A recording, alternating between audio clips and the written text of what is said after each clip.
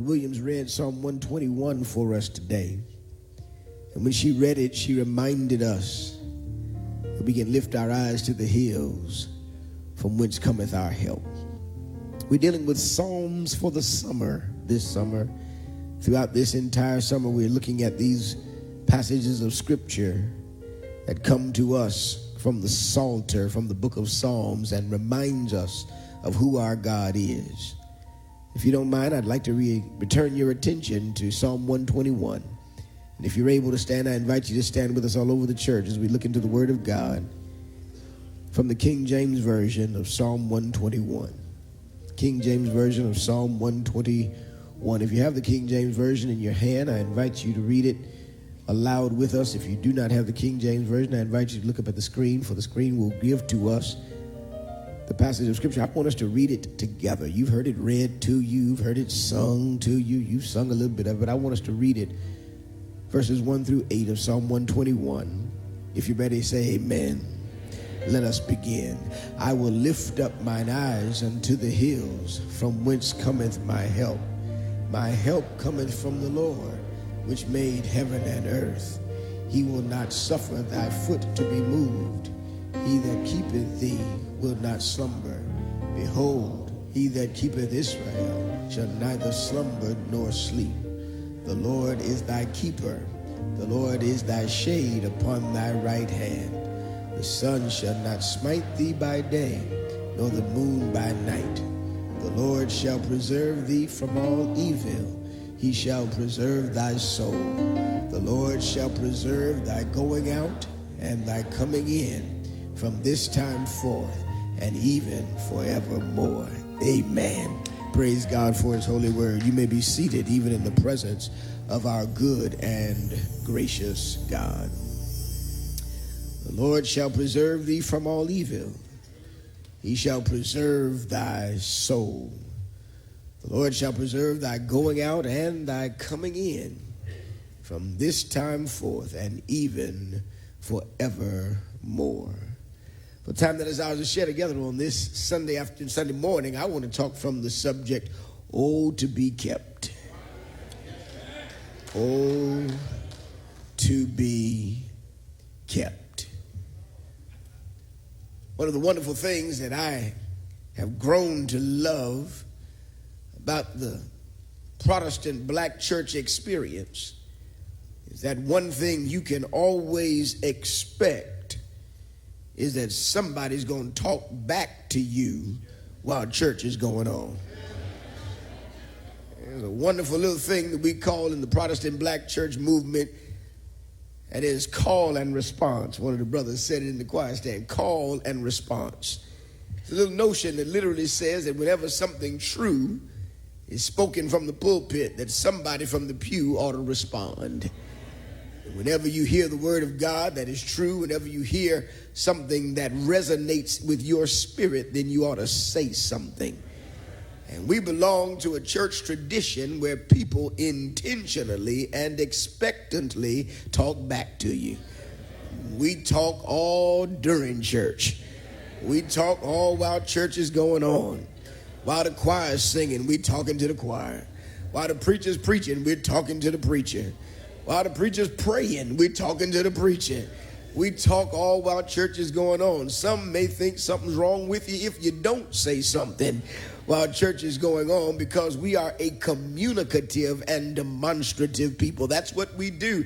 That's what we do. As a matter of fact, we learned that that's what we're supposed to do last Sunday. If you were here in worship with us last Sunday, you'll remember that Psalm 107 says that the redeemed of the Lord should say so, that each one of us who's been redeemed by God has the wonderful opportunity, even the wonderful privilege, even the wonderful obligation to speak about the goodness of God in our lives. And our responsibility is to talk about how good God has been. And so all while worship is going on, we talk to each other. As a matter of fact, I've been talking now to you for about 3 minutes, and all while I've been talking, people have been talking right back to me, because that's exactly what we do, because that's how we experience the presence of God among us. That's how we edify one another. We literally lift up each other through this business of call and response. If you want to know how in the world folks started saying certain things in church, you ought to know it's a part of the call and response tradition.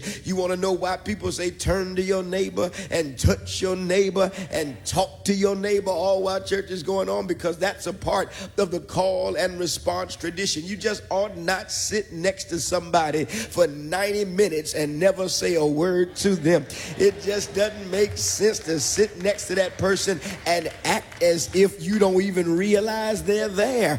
No, we talk to one another. This is the fellowship of the saints. We are all a part of the body of believers, and so we talk to each other. So go ahead, turn to your neighbor. Go ahead and look at him. Touch your neighbor. Say, it's good to be in church with you today. It's good to be in church with you today. Yeah, that's what we do. We talk to each other. We communicate with one another because we are not here to be in isolation. We are here to be in fellowship. And so if you can sit through a whole service and not say anything, you may want to check your relationship with God, because every time somebody says something about the goodness of God, it ought to cause you to respond as a consequence of who you are in Him and what you know about Him.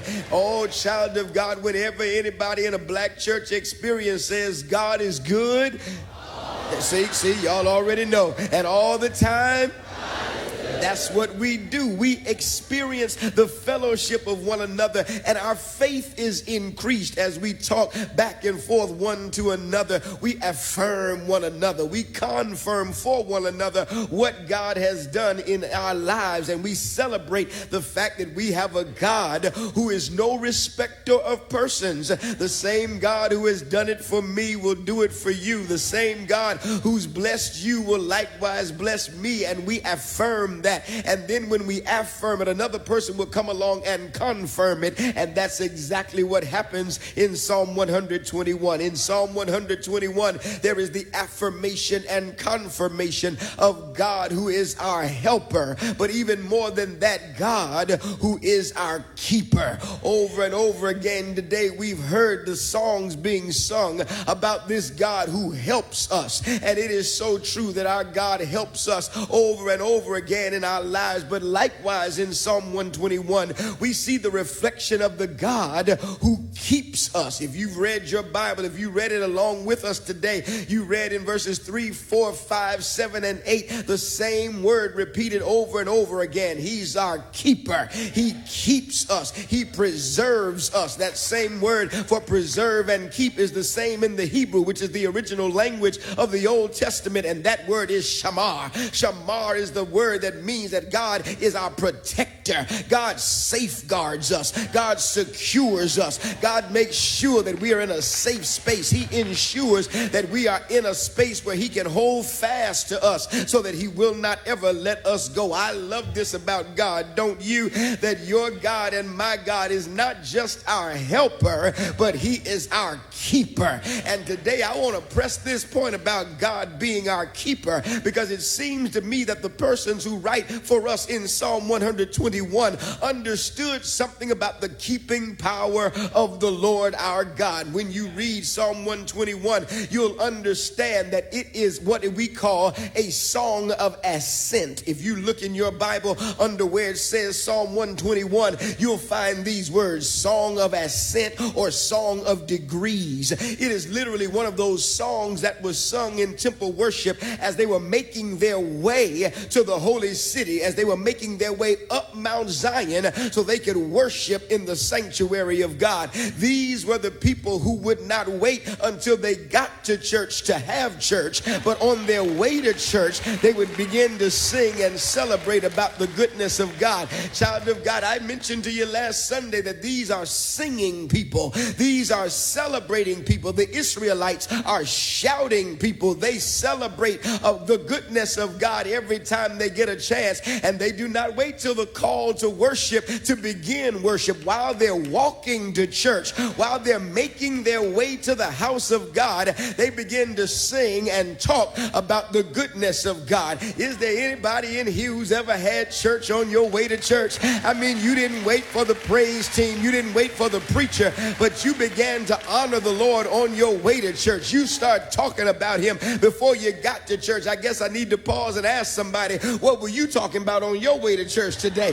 What were you singing on your way to church? Because when you understand church on the way to church, you know it makes church a whole lot better when you get to church. I said when you have church on the way to church, church is a whole lot better when you get to church. And so these songs of ascent were all the songs that were sung as the people were making their way to the holy city of Jerusalem. It starts in Psalm 120. It concludes with Psalm 134. This collective of songs of ascent are all sung to help us celebrate the goodness of the Lord. Psalm 122, you'll remember, goes like this: I was glad when they said unto me, let's go into the house of the Lord. You hear these songs being sung because they want to get the people ready for the presence of the Lord. Psalm 124 goes like this: if it had not been the Lord who was on our side, when men rose up against us, they would have swallowed us up alive. They began to testify that God was on their side, was making ways for them, providing for them, and that's what kept them the whole life's journey. Psalm 133 says, behold how good and how pleasant it is for brothers and sisters to dwell together in unity. These are what they sang. This is what they said to each other, making their way to the holy city. And one of the things they said to us, to one another, was what you read in Psalm 121 today. I will lift up mine eyes to the hills, from whence cometh my help. My help comes from the Lord, which made heaven and earth. Child of God, you got to read this and you got to hear it real clearly, because what the psalmist is doing in the first two verses is giving to us a word of affirmation regarding what she or he knows God to do in his or her life that nobody else is able to do. Let me give it to you again. I got to lift my eyes. I mentioned to you, they're making their way up Mount Zion. They're headed to worship. And while they're going up, the psalmist says, I'll lift up mine eyes to the hills, from whence cometh my help. And then the psalmist says, my help comes from the Lord, which made heaven and earth. This is some good stuff, child of God, because what the psalmist says is that I know something about God. And one thing I know about God is that God's been helping me in every scene, setting, situation, and saga of my life. That I didn't get to where I am by myself. I didn't make it just because I was the smartest kid in the class. I didn't make it just because I had all the right connections and the networking opportunities. I made it because God's been helping me all the time. And I guess I got 3 or 4 people at the Wheeler Avenue Church who can testify that's not just the testimony of Psalm 121. That's my life story. That's my life story. The psalmist says, I got to lift up my eyes to the hills, whence cometh my help. My help comes from the Lord. Now, child of God, you need to understand, in its original language, Psalm 121 is not written as statements of fact alone in verse 1. That what is given to us is the affirmation that is followed by an inquiry that is followed by a response. Can we give it to you? Keep your Bibles open. We got to walk through the psalm today. It starts with an affirmation that is followed by an inquiry that is followed by a response, an answer to the inquiry that was made. You must hear this in the original, the King James Version. As much as we love it for its picturesque Shakespearean language, we got to look at another version, because in the original Hebrew, it does not read like we read it in verse 1. It reads like this in the original: I will lift up mine eyes to the hills. Watch this. Where does my help come from?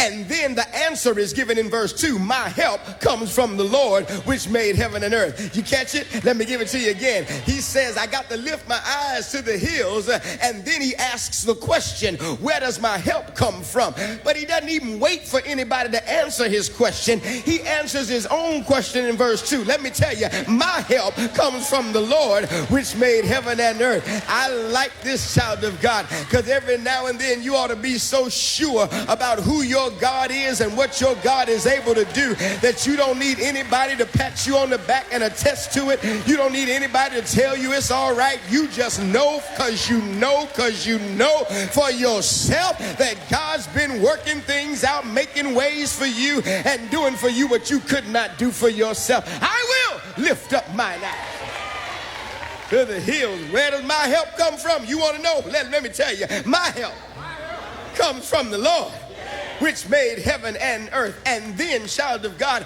after the word of affirmation, then there is a word of confirmation, because verses 3 through 8 is not the original speaker. Verses 3 through 8 is another speaker. Some suggest it's one of the priests at the house of God. Another suggests it's one of the elders in the worshiping community. Whatever it is somebody who now wants to confirm what the original speaker has affirmed. It literally is a call and response. Somebody said, this is who the Lord is, and somebody else said, let me tell you about that Lord you love.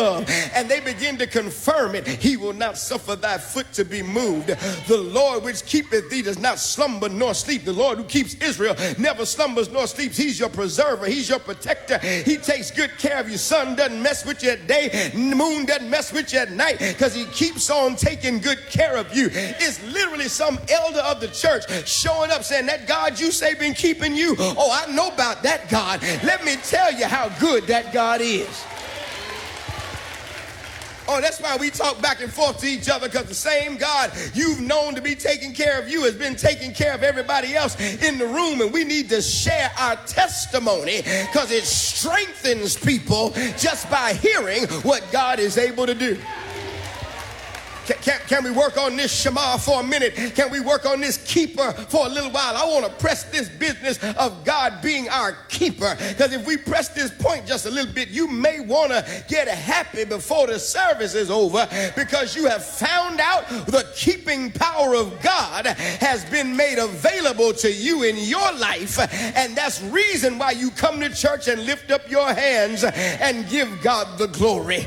I submit and suggest in the first place, child of God, that when this second speaker begins to talk in verses 3 and 4, the second speaker begins to confirm some things about the keeping power of God. And he literally suggests that the Lord keeps us stable with his constant care.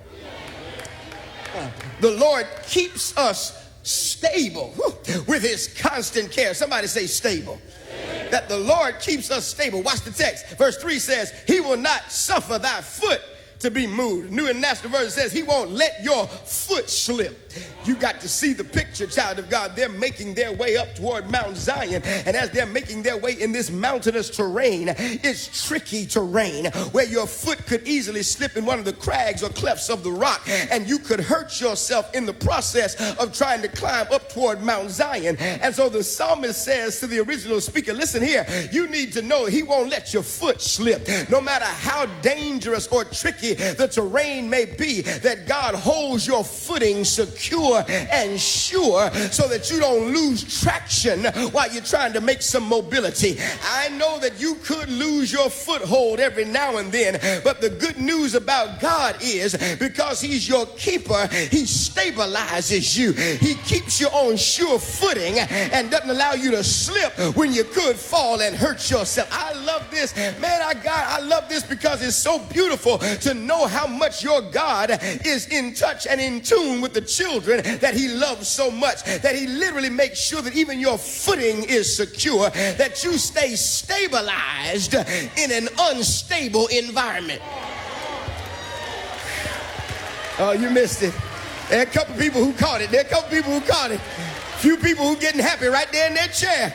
I said he'll stabilize you in an unstable environment. I need somebody to help me right here, because you know I ain't just talking about walking up some mountain. I'm talking about somebody whose instability is on your job, and somebody who's got unstable stuff at the house, and somebody who's got some instability in your finances. And I came to testify to you that your God knows how to keep you stable in the midst of the unstable times of your life. Your foot hadn't slipped. You haven't lost it all. You haven't gone down. You're still standing, because he secures you. Secures you. He stabilizes you. He stabilizes you. Oh, Don't you fool yourself. This world is unstable. Times we're living in are filled with instability. The songwriter said time is filled with swift transition. But there's some instability in this world in which we live. I mean, there's some pitfalls that are lying in our path. There's some perplexities with which we have to deal. Every last one of us who's in this room today has to deal with pitfalls and perplexities. And if that wasn't bad enough, the pitfalls weren't bad enough, the perplexities weren't bad enough, we got a president. We got stuff we got to deal with. Oh, God. Oh, I'm sorry. Y'all, I'm trying to work through this thing. It's been 6-8 months and I'm still not there. And I don't know who's the president. Is it Trump or Putin? One of them is our president, and both of them got issues. Unstable.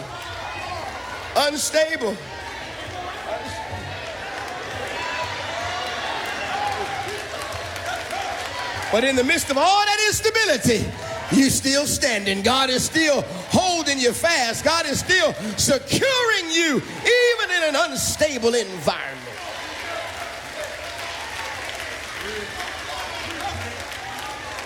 I love this, Pastor AJ, because what is beautiful about this word in the Hebrew, this word stable, this word to keep our footing, is not just a synonym for stable, but another synonym for it is to keep us sane.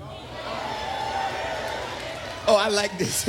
I like this, that literally God keeps us sane in insane environments. Come on, somebody in here knows good and well you could have lost your mind by now after all the stuff you've gone through, after some of the circumstances in your life, but God has kept you sane through it all. You still in your right mind. I mean, you ain't lost your whole mind. I mean, there's a piece of it you're still looking for, but you ain't lost your whole mind because God has kept you sane.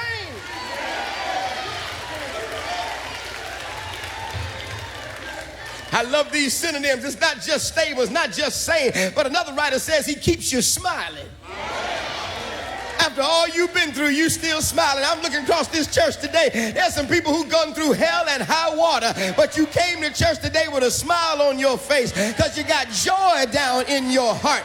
Can I find some people in the room today who can testify, hey guys, this joy I have, the world didn't give it to me, and the world can't take it away. I'm still smiling, still singing, still shouting, still celebrating, still got success because he's stabilized.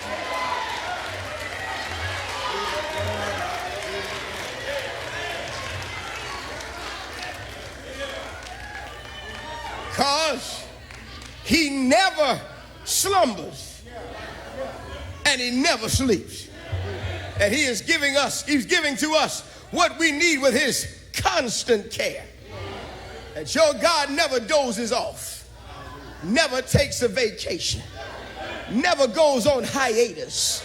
He never takes a lunch break, doesn't have need for a coffee break. He's constantly caring for you, constantly looking out for you. He never sleeps nor slumbers. That's the writer who confirms this for the original writer. He says, listen here, I know that your God is your helper. I know that you can lift your eyes toward that God because he'll stabilize you. He'll stabilize you with his constant care. The Lord keeps us with his constant care. But may I push it a bit farther when I tell you that the Lord not only will stabilize us with his constant care, but when you get to verses 5 and 6, it's a beautiful picture, child of God, of how the Lord keeps us by shielding us with his sufficient surveillance.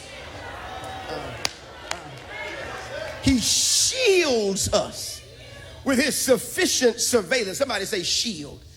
That's the word that is given to us likewise for the word shade in the King James Version. That word shade is a unique word, and for those who are contemporary and you're up to date on the modern vernacular of our time, you know good and well that in our current time, shade ain't necessarily a positive word. Because you know some people who be throwing shade in your direction. And shade is not necessarily a positive term. If you don't know what I'm talking about, ask somebody who may be on your pew nodding their head at me right now, because they'll tell you what shade is when you throwing shade or getting shade from somebody. But that's new school stuff. Old school from the King James Version. It's a good thing to know that this man really did ask. He just asked all them young people sitting behind him. Man, ask after the benediction. Write it down and ask them later on. I love this church. I love this church. And so he begins to tell them that the God whom we serve, who keeps us, is the God who shields us. Watch this. From elements by day and enemies by night.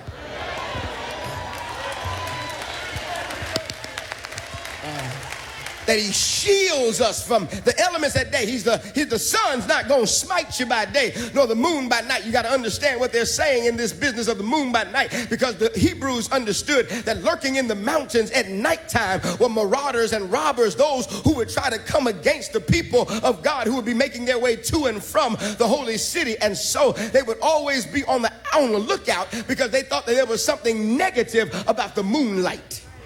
That's where we get the word lunatic from. The lunar eclipse. There's something crazy going on at nighttime. That there's a lunacy that's all about us. And so they thought that the crazy, the freaks come out at night. And so they were concerned that there would be lunatics. Oh, don't act like y'all ain't heard that before. Don't be looking at me like that.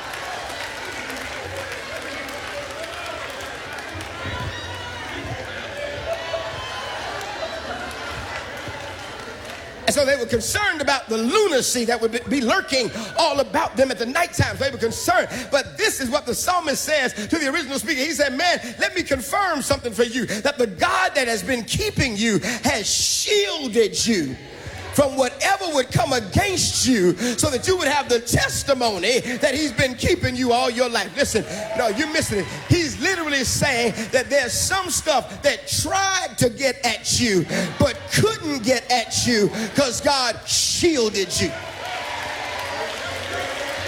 Am I making sense on a Sunday morning? I said there's some stuff that tried to come for you, but God wouldn't let it get to you because he blocked it. Woo! He shielded it. He got between you and it and said, that's private property. That's my child. You can't come for my child like that. Is there anybody in here who is grateful that God has marked you as private property? He has marked you as his territory, and there's some evil that tried to get at you, but God shielded you. He blocked it.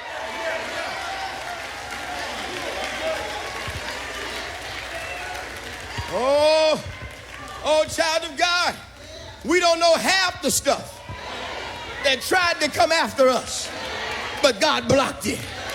We don't know nearly all the things that may have gotten to us if God hadn't stepped between us and it. Old saints used to put it like this when they would pray: thank you for putting a hedge of protection around us.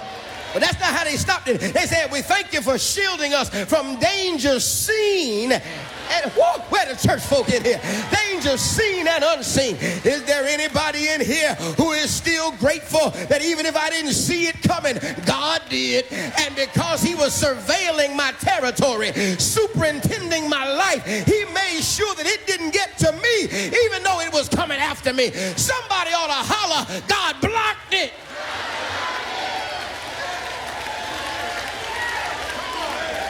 Is there one witness in here who can help me preach? God blocked it.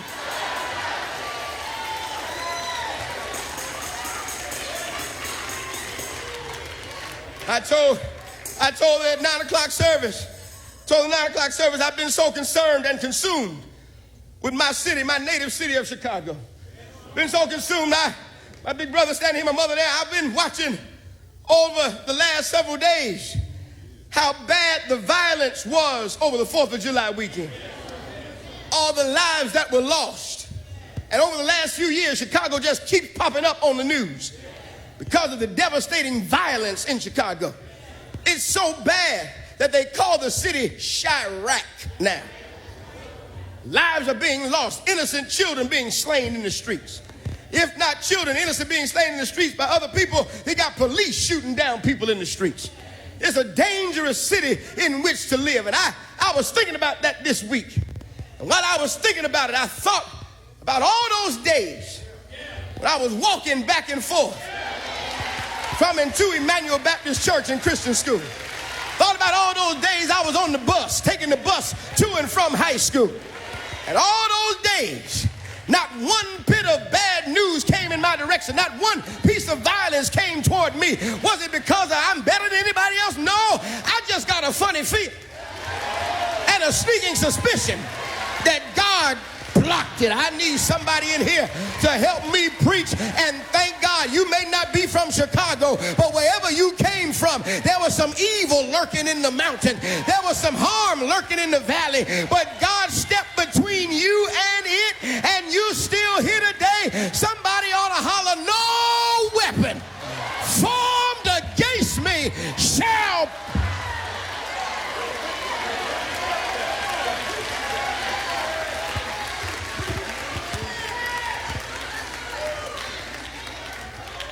He's a shield. He's a shield. Old saint said, the psalmist says he's a shield and buckler. I love that word buckler. I never knew what it meant until last night. I looked it up last night. That word buckler means that God provides defense by any means. He becomes the any means of defense.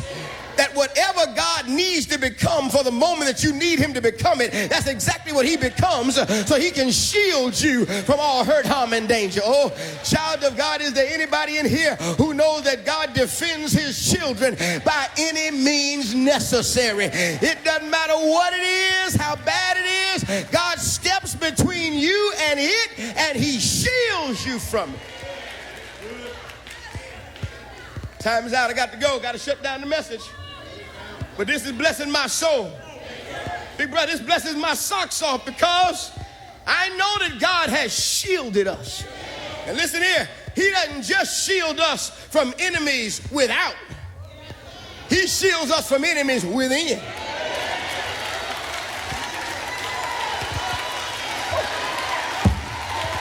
Oh, man. There's some stuff folk tried to do to you. There's some stuff you did to yourself, and God didn't let it take you out. Is there anybody in here who is grateful that he shielded you from your own silly self? That he shielded you from some of the mistakes that were destined to do you in? Is there anybody in here who is grateful that he shielded me from me?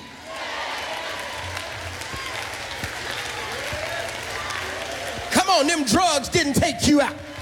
Come on, them illicit partners didn't take you out. Is there anybody in here who can testify, I'm still here because he shielded me?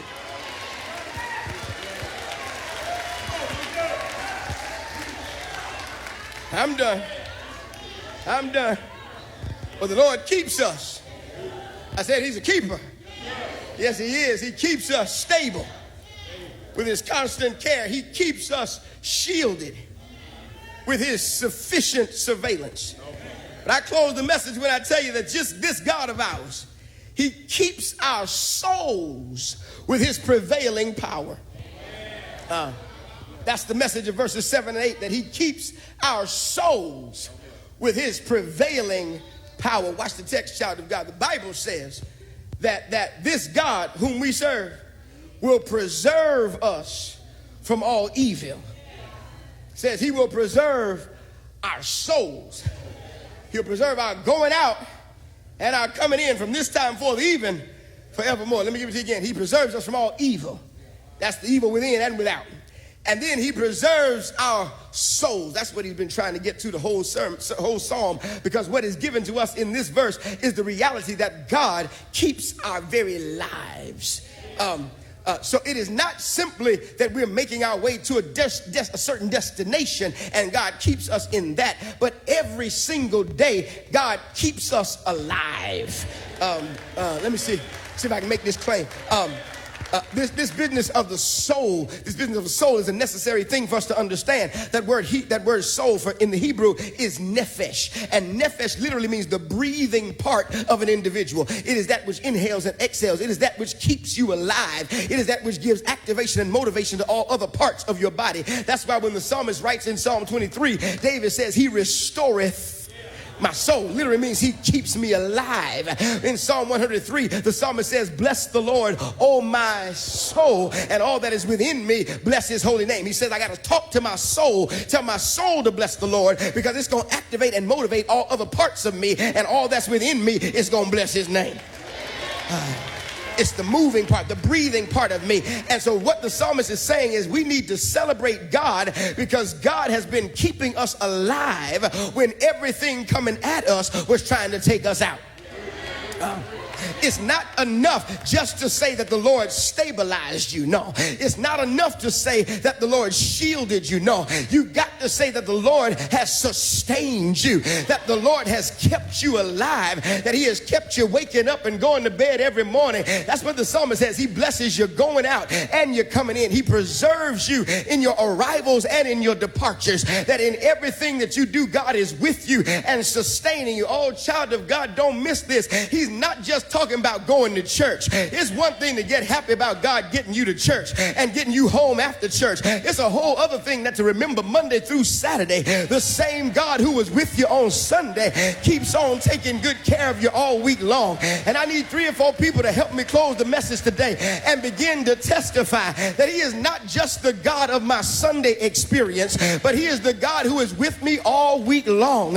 When I'm dealing with folk on the job who are trying to dig ditches for me, folk I can't stand and who can't stand me, God still keeps me in my right mind, so I don't go to my pre-conversion days and start saying and doing stuff I used to do. He keeps me. Is there anybody in here who can testify that your God has been keeping you in spite of all the stuff that tried to come against you and deter you from the plan that God has for you? Is there anybody in here who can testify? He gets me to and from work. He gets me to and from the doctor. He gets me to and from. When I'm on vacation, he keeps me. When I'm in the mall, he keeps me. When I'm in the grocery store, he keeps me. When I'm driving down the highway in the middle of the night and I start dozing off, and then he wakes me up just in the nick of time, that's him showing me that he keeps me. And I need 3 or 4 people in this church this afternoon to help me close this message and witness to somebody on your row and testify he's a keeper. I need somebody to open up your mouth and tell your neighbor that no matter what you go through, no matter what you deal with, no matter what you have to encounter and endure, your God is a keeper. And I need 3 or 4 people in here who are so grateful for the keeping power of God to help me encourage somebody and tell them, be not weary in well-doing, for in due season you shall reap if you faint not. I need you to encourage somebody and tell them, be not dismayed. Whate'er betide, God will take care of you. And is there anybody in church today who can testify, I'm not here because I've lived so well, I'm not here because I've done so much good, but I'm alive today because he kept me. Come on, I could have been dead, I would have been dead, I should have been dead after all the stuff I've been through, but I came to church with my hands lifted up to testify that if it had not been for the Lord who was on my side, I wouldn't be alive today. So I need somebody who doesn't mind talking about the power of the living God, the power to snatch you back from the hand of the enemy, the power to keep you in your right mind, the power to keep a smile on your face, the power to keep joy in your heart, the power to keep a dance in your feet, the power to keep your hands waving and keep your hands clapping. I need somebody who's been sick, but God brought you back. Somebody who almost met death, but God said not so. Somebody dealing with some people who were no good for you, but God moved them out of your life. I need you to testify, I've got an abundant life because he keeps me. Is there anybody in church today who can testify the disease didn't kill me, the divorce didn't kill me, the disaster didn't kill me, my depression didn't kill me, even the death of a loved one didn't take me out? I'm still here with my hand lifted up and my mouth filled with praise, and I feel like testifying that I didn't get here myself. I didn't make it on my own. It was nobody but my keeper holding me, rocking me, holding me, rocking me, holding me, rocking me. When I felt like giving up, when I felt like throwing in the towel, when I felt like waving the white flag, when I wanted to say stop this ride, I want to get off, God said I'll hold on to you, I'll keep you and let you know this too shall pass. So is there anybody in this church who can testify? When you look at me, you need to know I don't look like everything I've been through, because he's been keeping me. If you knew all the hell I caught, you wouldn't believe I'm in here today.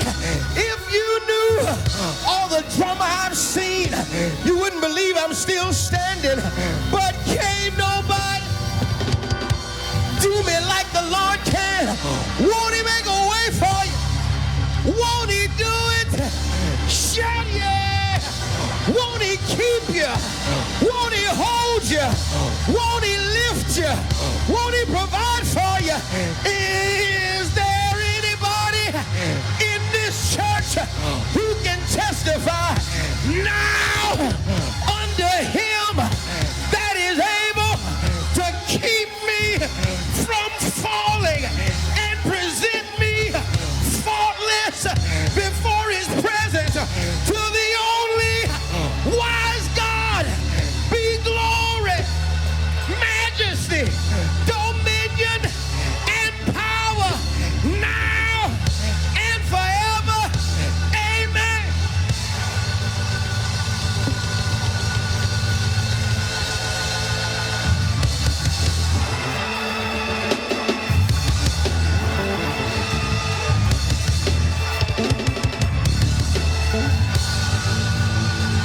Oh, won't he do it for you? Won't he keep you? Shout yeah! Yeah! Hey!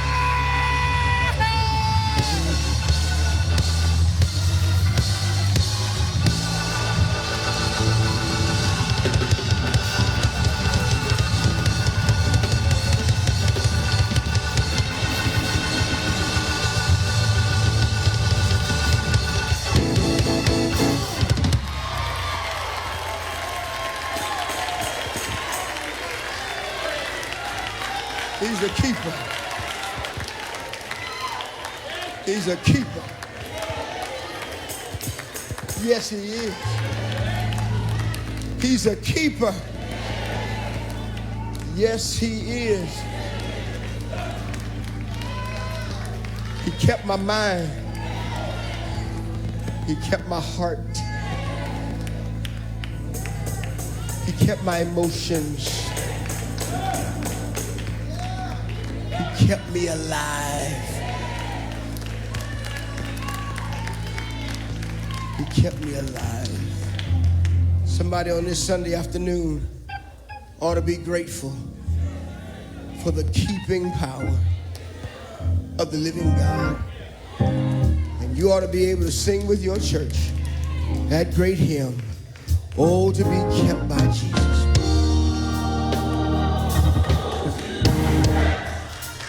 Oh, to be kept.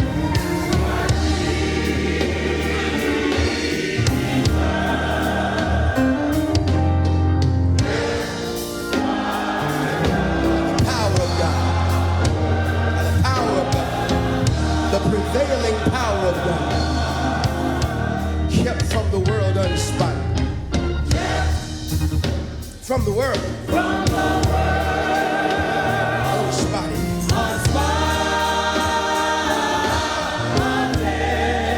Treading where Jesus trod.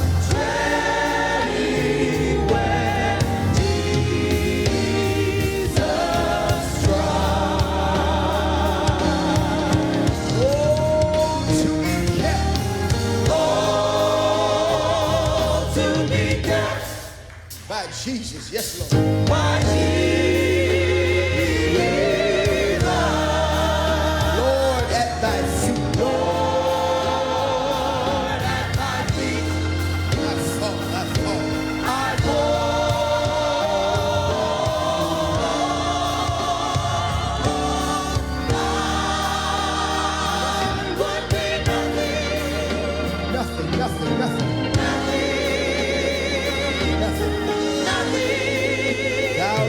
be all in all. Thou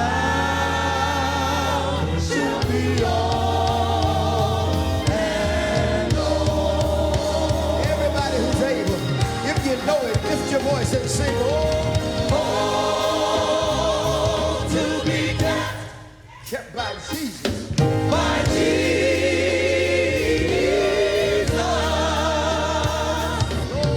Lord, at thy feet I fall.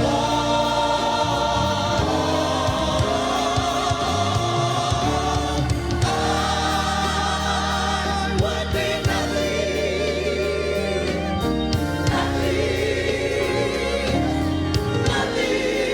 Thou shalt be all.